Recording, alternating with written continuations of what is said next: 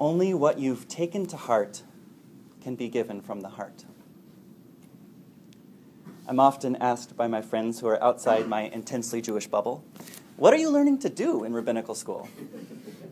A good question. I usually launch into a lecture on the knowledge and skills I'm gaining, from curriculum design to fundraising to critical literary analysis of biblical texts, and, of course, the fine art of delivering a sermon. These are all excellent things to be learning, and will hopefully serve all of us in our careers as Jewish professionals in one way or another. But I've come to realize that there's a better question than, what am I learning to do? And that is, who am I learning to be? Abraham Joshua Heschel makes a claim for what it should mean to be a Jewish educator. He writes, "What we need more than anything else is not textbooks, but text people. It is the personality of the teacher, which is the text that the pupils read, the text that they will never forget." Heschel argues that personality trumps planning when it comes to effective teaching. Who you are is more important than what you teach, because the real learning happens interpersonally. That is to say, actions speak louder than words. Of course, we know this. But how often do we realize that we are failing to act in ways that we want others to learn from? And we must resort to using another tired phrase, do as I say and not as I do. Heschel reminds us that we can say until the Messiah comes, but others will always learn more from what we actually do. Characteristically pithy, Heschel's charge is also incomplete when we think about ourselves as Jewish professionals. If the personality of the text, if the personality of the teacher is the true text, where is the place of our actual texts? Surely there are great and profound non-Jewish personalities in the world whose lives are worthy texts of study. So what makes a Jewish text person Jewish? Heschel preceded his call for text people with an admonition to teachers, which I believe should apply to all Jewish professionals. You must be either a witness or a stranger. To guide a pupil into the promised land, you must have been there yourself. In other words, you must participate in the Jewish story by internalizing Jewish text in order to become a Jewish text, only after which you can teach our Jewish texts. You must take to heart in order to give from the heart. Ezra, whom our tradition credits with placing Torah in the center of Jewish life, offers a simple model of what it means to be a text person. Ezra 7:10 states, "Ki Ezra hechin levavo lidrosh et Torat Adonai v'la'asot u'lelamed b'Yisrael chok u'mishpat." Ezra had prepared his heart to study the Torah of Adonai and to act, then to teach in Israel laws and rules. There are three components to Ezra's model. First, we must prepare our hearts to study. This allows for internalization. Second, we must do what we have learned, or perhaps make something out of what we have learned. Once we have internalized and become the text to the point of exuding them in our every action, we are ready for the third stage, to teach among our communities, to guide others in how to live Jewish lives. What we have taken to heart flows through our veins and into our actions as we become text people for the communities we serve. Now, it can be difficult to follow Ezra's seemingly simple steps. I'm reminded of the Hasidic comment on the phrase from Ve'ahavta, Ve'hayu hadvarim ha'ele al levavecha. Why does it say you should put these words on your heart and not in them? Because sometimes the heart is not ready to take the words in, so we place the words on it for some future moment when we're ready to internalize the words. What prevents us from taking text to heart? What limits our investment in living out the messages we read in our texts? A number of possibilities come to mind that might distance us from our texts. Language, for example. Years of studying Hebrew might entice you into contemplating deeply ancient biblical texts or modern Israeli poetry. But how many of us relish entering the maze of Talmudic Aramaic? It's hard to internalize a text whose meaning eludes you in the twists and turns of foreign grammar. Or perhaps the lens of critical scholarship has magnified scribal errors, unsavory ancient attitudes, or false facts behind true myths one too many times to take the text into your heart naively. The scholars Joshua Kolp and Jason Rogoff describe the authors of our sacred texts as architects, building a conceptual world. And Kulp and Rogoff depict critical scholars as archaeologists, stripping back each layer of the textual building, trying to understand the craftsmanship and context that informed the builder. But if we spend too much time being archaeologists, what is it that we are building for ourselves? Or perhaps we simply don't care enough. There are a lot of worthy endeavors in our world, and investing time to study and internalize what can be difficult texts just isn't always a priority, even at a Jewish seminary. Or perhaps we do care, but the text seems not to. We care about marriage equality and are confronted with lines from Leviticus. We care about gender equality and find again and again statements made by almost exclusively male sages dictating the proper role of women. I acknowledge these challenges because becoming a text person is not easy.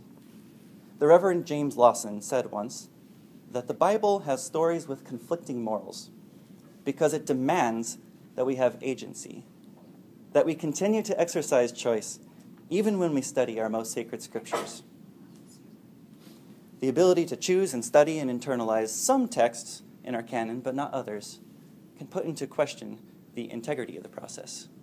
Picking and choosing sounds arbitrary, yet that is what Jewish text people throughout the ages have always done. Editing, interpreting, expanding and limiting, focusing, zooming in, as Dusty taught us last week. The Jewish text person recognizes that the heart is only so big, and the tradition is beyond vast. Picking and choosing is not a violation of the integrity of Jewish tradition, but in fact its very fulfillment. When we internalize the text, when we study, enact, and teach, we also make the text our own, and most critically, take responsibility for it. We give from the heart what we take to heart. What we take to heart will surely transform us. And just as surely, we will also transform the texts that settle in our hearts through the ongoing revelation of interpretation. Choose wisely those texts with which you can open up this mutual conversation. Picking and choosing implies a level of intentionality that I think might sometimes be misleading. More often than not, the texts that will transform your lives as you digest them initially appear before you unanticipated. The prophet Jeremiah describes this occurrence. In Jeremiah 15:16, it reads, Nimtzeu devarecha va'ochlem, v'hi devarcha li l'sason u'lesimcha levavi, ki nikra shimcha alai Adonai Elohei Tzevaot. Nimtzeu devarecha. God's words were found.